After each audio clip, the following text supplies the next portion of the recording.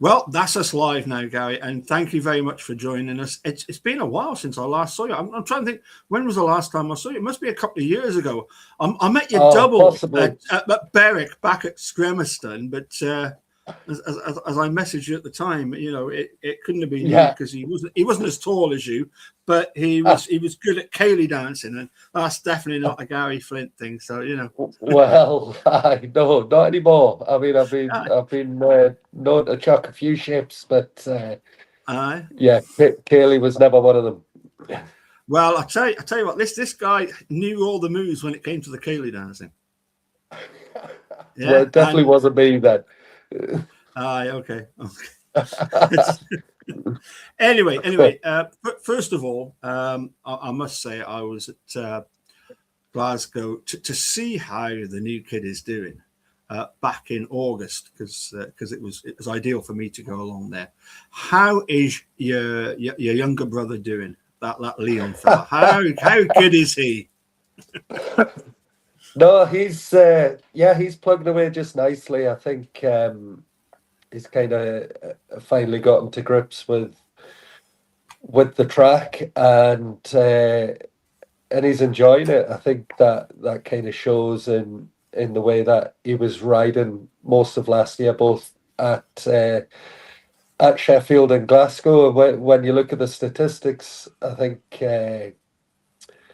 it kind of shows his progression. And it's like it's still baby steps for him. He's still learning, but the most important thing is he's still progressing. So it's cool to watch him, and it's cool to be part of it with him as well. So yeah, it's all going good. I mean, he's certainly progressing and getting very, very fast. I was gonna suggest: are there certain areas that he has most impressed you in his improvement and as he's progressed?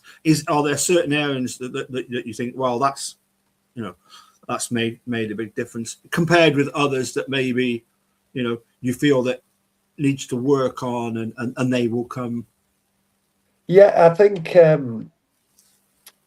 maturity is the biggest thing of it. I think Yeah, you look at him, you look at Drew Kemp, you look at Dan Thompson, how yeah, they've kind of really ramped it up, especially especially in the championship with the likes of Leon Drew and Dan, how they've gone from being steady second strings to proper heat leaders. And I think in some other teams, Leon would have ended up being at number one.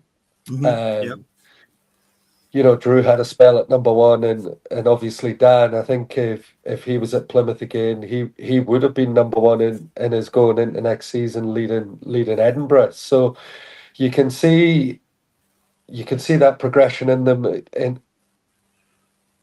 in how they, let's say, they've matured as people, so they can listen to advice more, and Right. they also have their own feelings on how the bikes are working for them. Uh, I think especially in Leon's instance, being around Jack Holder this year's helped him massively. When you get in with these world class stars, uh, it's hard not to feed off them, and being a lot maturer as a person to take that information on board instead of being that young 18, 19-year-old thinking that you know best is definitely the main thing. And also, like, like, obviously I was Leon's team manager for ages, and that relationship that we have as a father and son uh, got tested at times, because my main goal then was for Berwick Bandits. It wasn't just for Leon Flint.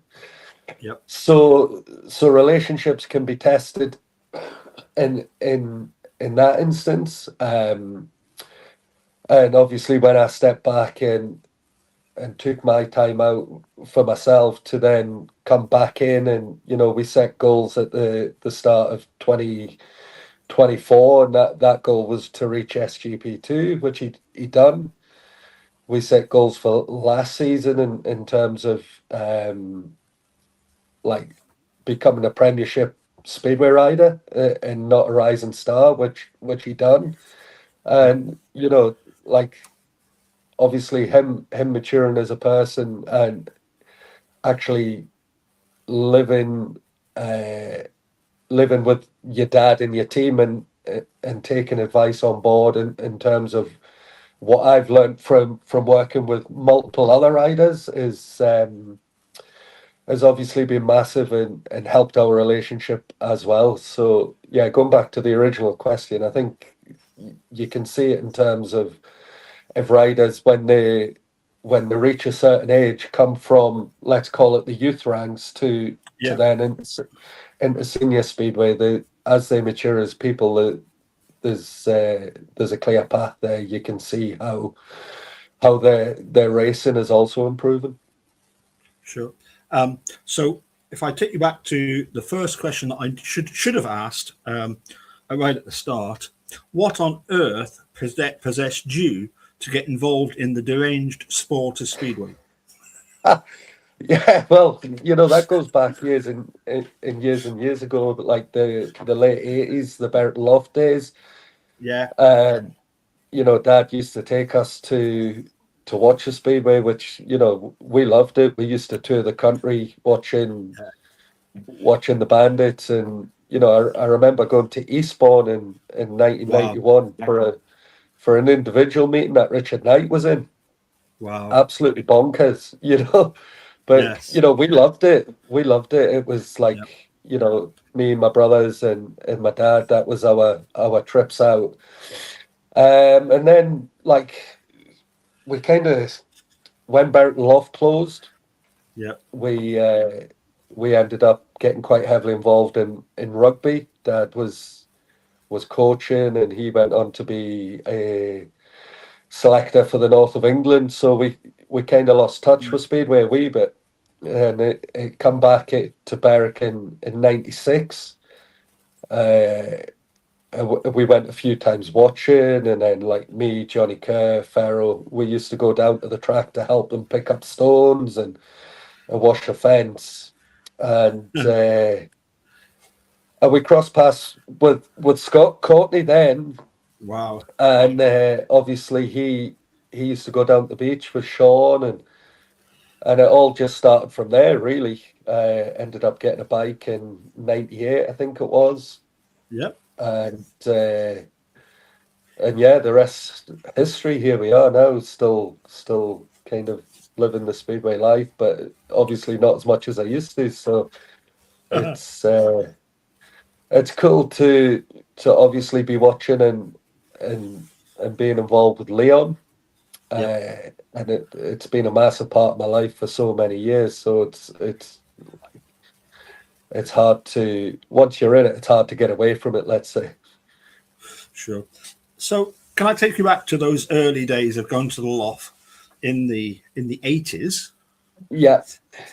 Who was your favorite rider? Who was the one that you look forward to being announced? He's in the next race, because obviously it's well known who mine is. But yeah. No, I think my early memories was Charlie McKenna. Yeah. He was obviously a class act when he was at Berwick, and obviously Granty, because it was always, you never knew what was gonna happen next. And then I remember I was in the Jimmy Nilsson fan club in 1991. There's a fun fact for you. Yep. and obviously Sean and Mark, because you knew they were local. So Yes. it's what a great time to be alive, when Speedway was Speedway. We hear it loads of times on social media and read about it. Speedway was always better in them days. I think in terms of the racing, that's not true, but because it was almost amateur then, and riders and things like that were more accessible. I think that's what made Speedway then. So yeah, there's going back a few. Obviously, the Courtney, Sean, and Mark were up there, and incidentally, I ended up working with Sean back in the day, so that was pretty cool Yeah. to go full circle. These guys that used to watch and cheer on and admire, be your idols, to then being close friends, and it's a bit surreal, really. Yeah, going back to Granty, I don't know if you remember in 1988 that 48 draw against Hackney. Oh, I mean, I'd have been 6 then, so You not remember that?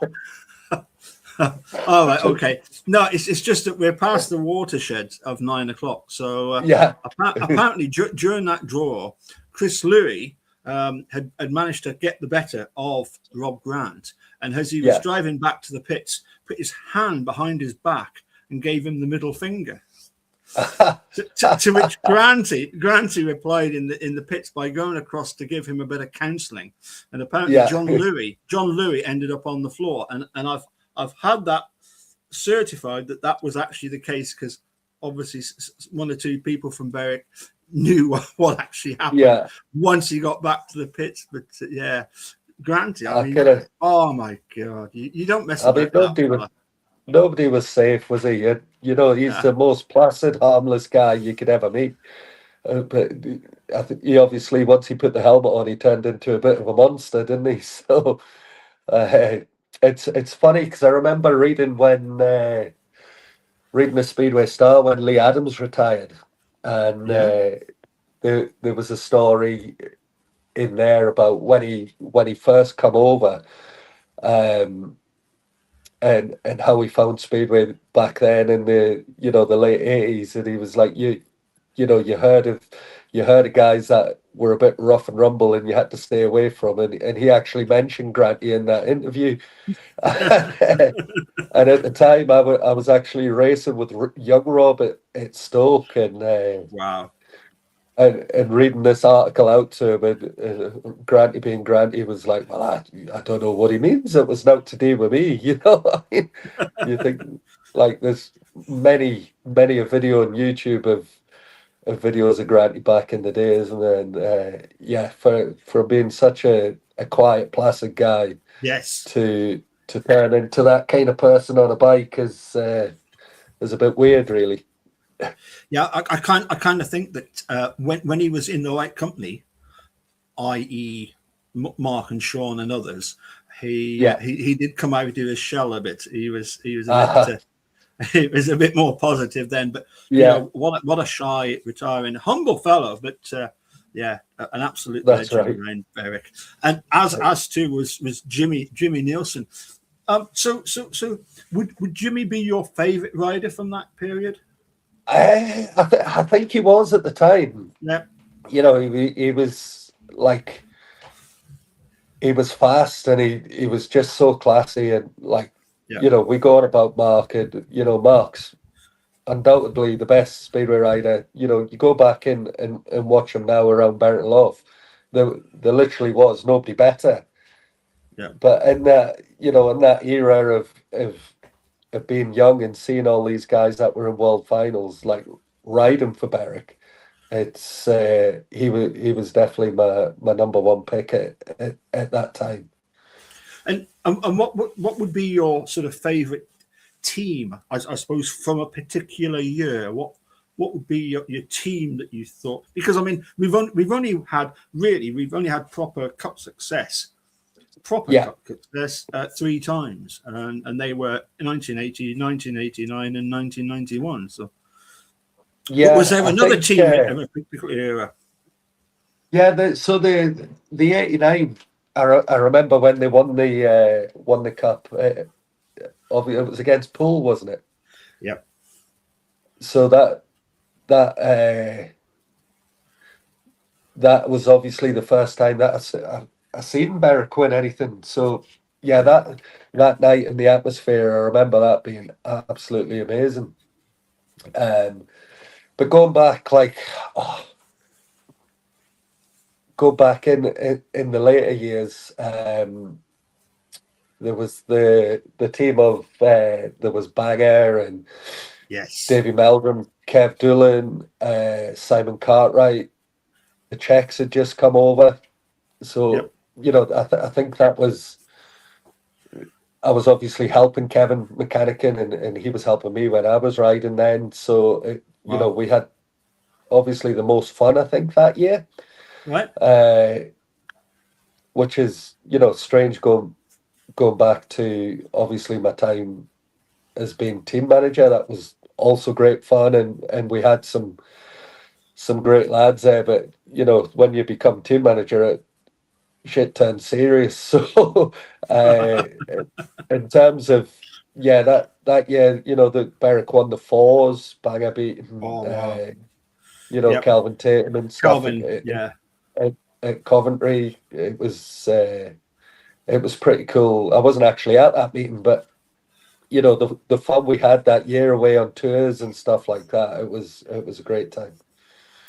It was absolutely brilliant. Yes. Yeah, I think I think I watched that. Well, I know I watched that one on the Sky coverage, and then I yeah, went to Newport a couple of times after that, where I remember one year it was Adrian and Michael got a 5-1 at Newport to win the meeting, yeah. and coming back because I was staying with my mum and dad in Cheltenham. And coming back, we Right. came back through the Forest of Dean, and we stopped at every pub along the way so that my dad could enjoy a slimline panatella and a cigar and a half lager or whatever, Yeah. It's brilliant. He'd never seen Michael McCoskey before, and he immediately named him Mad Mick Yeah. because Again. he was something else, wasn't he? Yeah, and I think he was a bit of Granty's ilk, really. Like Yes, again, such a quiet, placid guy, but when he put the helmet on, there was no prisoners. That's for sure. absolutely. And I suppose. One of the things that obviously we're very proud of as Berwick fans is the fact that more or less uninterrupted and facing the most bizarre of circumstances, Speedway has the Bandits have been going since 1968. How on earth does a little town like Berwick manage to sustain a Speedway team when all these other places are struggling? I was thinking about this today because I had a feeling a question like this would come up. It's it's actually unbelievable when you think about it. Like all the clubs that are closing in pretty major cities. To Yeah. think that little old Berwick is, like you say, been going for so long, and that's all credit to all the owners that you know that have come before the Courtneys. When you think like, especially modern era, it's a professional sport that is run by volunteers, Yeah. and I include owners in the volunteers because they're Yes. volunteering their own money to keep it going Yes. for a lot of the time. You think back, it's super difficult because especially now we're in the professional era. Is Speedway a £10 sport? 10 years ago, probably. It probably is. You probably pay a tenner to go and watch an amateur rugby match at Kelso or something now, maybe even more. Yeah. So really is Speedway a 25, £30 sport in the modern era? Most definitely, because in my view, the riders deserve a £1 million a point, without Oh, a doubt. absolutely. They do, and the costs that they incur just to turn up and race at Berwick every Saturday is astronomical. And the fact that Berwick has this stable fan base that will do many of the city clubs. You go to Shieldfield on a Saturday and it's a fantastic turnout. I think the fans need to take a lot of credit. Of course, we could always do with more, and it's we're living in a digital age now where attracting youngsters to the sport it's becoming harder and harder and harder every year. So we need them youngsters that do come to go and tell their mates, look, oh, I was at the Speedway on Saturday. It was such a cool night. This happened, that happened. Of course, there's thrills, there's spills, and sometimes you can get a pretty mundane meeting. But at the same time, it's super exciting in terms of, you're watching five lads put their life at risk for 60 seconds, and 15 times. It's so hard It to is. to find the balance in terms of what you charge. And like I say, the riders deserve every penny that they get in terms of what's expected of them from clubs, what's expected of them from fans. I think it's it's so difficult to find that happy medium, for the fans to feel just in what they paid to Hopefully Gary will keep come back. yeah, Hopefully want to everything will come come back, back. and also to help the There we owners go. balance, help the owners balance their There we go. books. So Yes. Yeah, it is an amazing story with Berwick. I mean, I remember Scott Courtney in one of the sort of fans get together after a meeting, saying that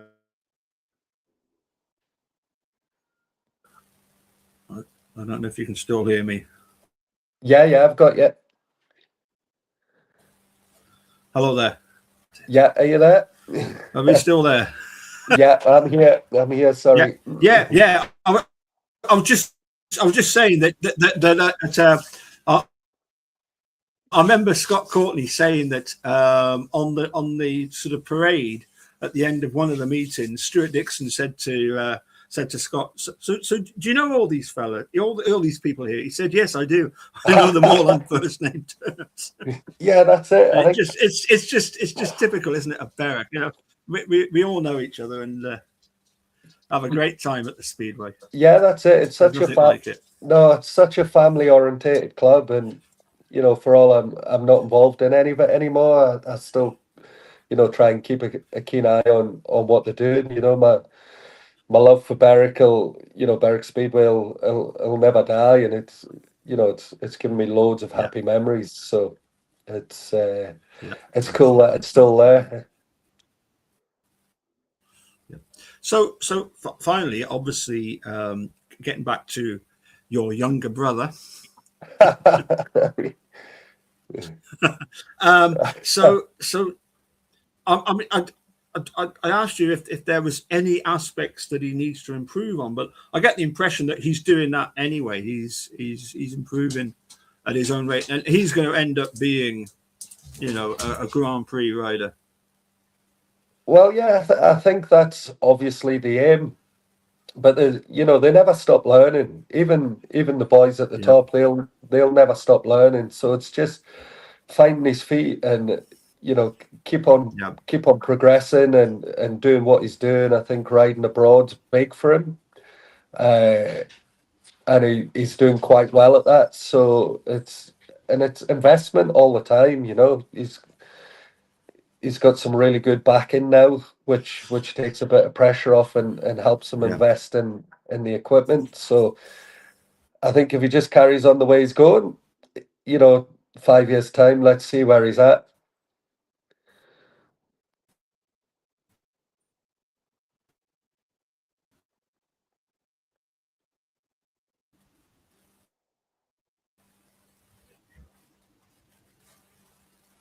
Are we still there?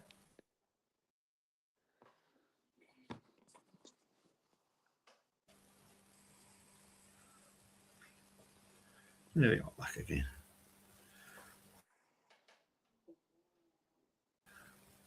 Have you got me? Oh, I'm here. Sorry, my signal is terrible. let's hope we can get this. It's back up and running again. There's Gary.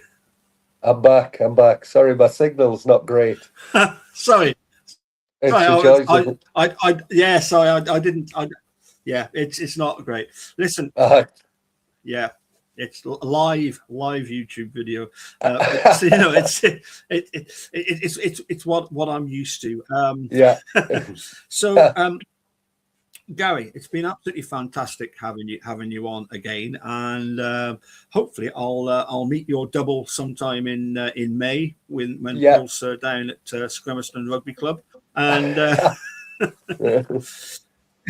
can I get you back on later on in the season to let us know how of course, how Leon's getting on with particularly now that he's moved into the main body of the team. Has there been any word as to whether it's going to be at 2 or 4? Not at the moment. I think I'm not quite sure what will happen there, but he's looking forward to the challenge anyway. Well, I would just point out that you know that in 1989 we had David Walsh riding for us. Yeah. The year before he was at Cradley Heath at number 2. Yeah. Can you remember who was number 1? I want to say Eric Gunderson, maybe. Correct. There you go. yeah. So it didn't do David Walsh any harm, did it? Being number right. 2. So, well, exactly. Listen, I think it would be absolutely fantastic for Berwick. Wherever Leon's riding, he'll always be obviously a Berwick bandit. And, you know, he can ride for all these other teams, but you know, I can't help thinking that. That there will be much rejoicing once he's in the Grand Prix series, and you know, that's it. Because I really think that as you mentioned earlier, that there's those 3: Leon, Drew, Dan, and then just behind them you've got likes of should we say Jason Endridge, you know, Jordan Jenkins. There's a few that are just coming up behind them, you know, and there's steady progression of British youngsters that are. Exactly. I think, you know, the future's pretty good for England or Great Britain, let's say. So it'll certainly be interesting to see how it all progresses. Right, Gary, it's been an absolute pleasure having you on again, and hopefully we'll see you again soon. Maybe either at Glasgow, where I met your dad. Yeah. It was great catching up with him, or better still at back at Sheffield. But or if it's at the rugby club, so be it. You know, we'll. Who knows? Yeah, who knows? Gary, thanks very much again, and we'll catch you again soon, pal. No worries. Thanks for having me. Cheers, Dad. Cheers. Cheers.